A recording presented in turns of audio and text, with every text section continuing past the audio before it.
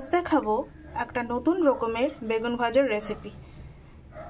তো এটার জন্য দুটো মিডিয়াম সাইজের বেগুন এরকম চাকা চাকা করে কেটে ওয়াশ করে নিয়ে তারপরে এই যে এরকম চপার বোর্ডের মধ্যে এরকমভাবে বা কোনো থালায় রেখে করতে পারেন, এরকমভাবে প্লেস করে এটার মধ্যে বিভিন্ন রকম মশলাপাতি মাখাতে হবে।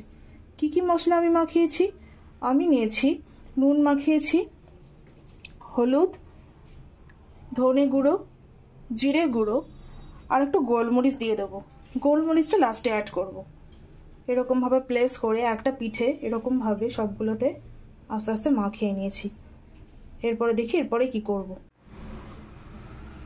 এরকমভাবে লেয়ার লেয়ার করে এর উপরে মশলাপাতিগুলো দিয়ে দেবো। তো তাতে কি হচ্ছে, এটার উপরে এই লেয়ারটা রাখার জন্য এটা ওই পিঠটাতেও মশলা লেগে যাচ্ছে। তো তাও ওই পিঠটাতে একটুখানি মশলা দিয়ে দেবো। কীভাবে অ্যাড করব দেখাচ্ছি আস্তে আস্তে। আস্তে আস্তে ধনে, জিরে, অল্প একটুখানি হলুদ,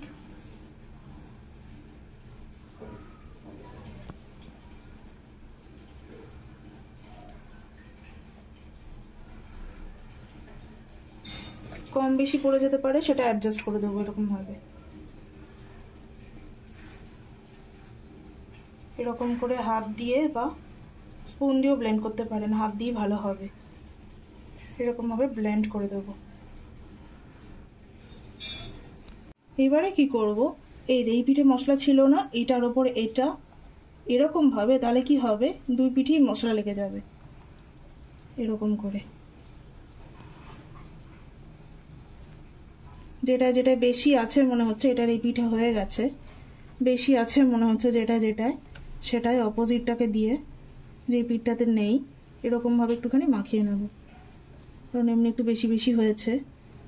এই যে দেখুন মশলা লেগে যাচ্ছে সুন্দর করে।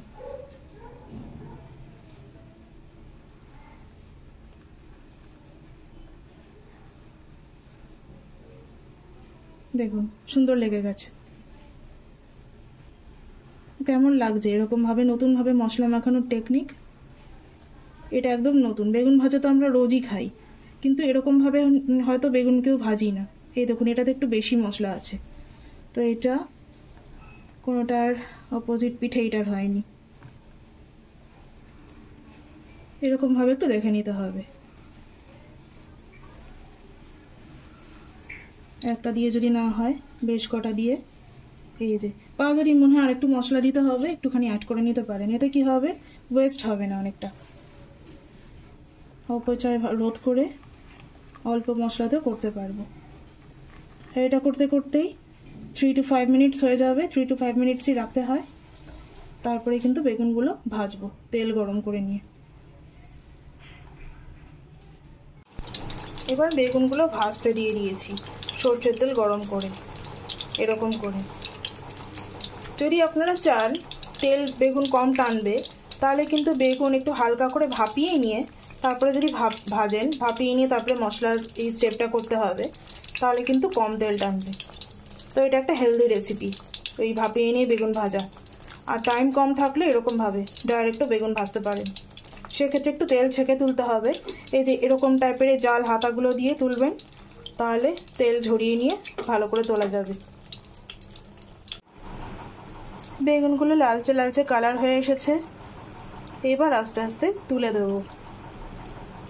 এরকম করে ধীরে ধীরে তেল ছেঁকে নিয়ে, কারণ অনেকটা তেল গায়ে লেগে থাকবে, সেই জন্য ভালো করে এই জাল হাতা ইউজ করছি এজন্যই, যাতে তেল ভালো করে ছেঁকে নিচে পড়ে যায়। এরকম করে তেল ছেঁকে ছেঁকে আস্তে আস্তে করে তুলতে হবে।